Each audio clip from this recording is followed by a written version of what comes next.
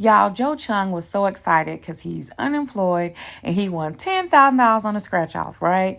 But Florida said, no, you owe us an overpayment for unemployment.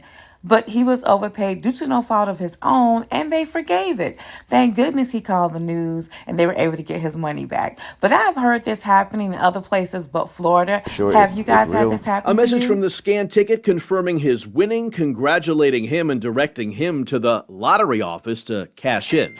Chung immediately came here to the lottery office in Miami Lakes, handed over that winning ticket, but left disappointed. This unemployed mechanic was handed this piece of paper claiming he owed the state money, specifically the Department of Economic Opportunity, for unemployment compensation. Chung got unemployment assistance during COVID, and through no fault of his own, the state told him he was overpaid and had a debt balance of $7,800. But like so many, he had applied for and was granted forgiveness. The overpayments were waived. This document right here is saying that your overpayment is waived, Correct. that you don't owe them anything. Correct, sir. From December until the beginning of February, Chung has been trying to get the Department of Economic Opportunity on the phone to straighten this whole thing out. I called, I left 6 voicemail, no response, and then the next thing I call again, you get a hold of 4 hours, the line get cut off. What does $10,000 mean to you? Make car payment and everything, mortgage payment, everything. Because you're unemployed.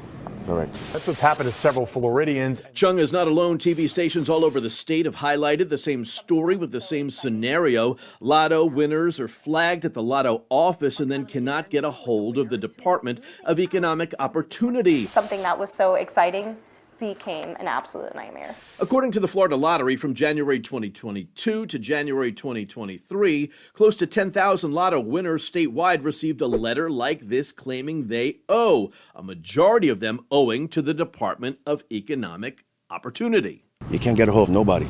We contacted the DEO with all of Chung's information, and days after this interview, he got a call. We caught up with him as he was driving northbound on the turnpike headed to Atlanta to take care of an uncle who had a medical issue. And they said there was an error, and they said it would take 4 to 6 weeks to get the check back.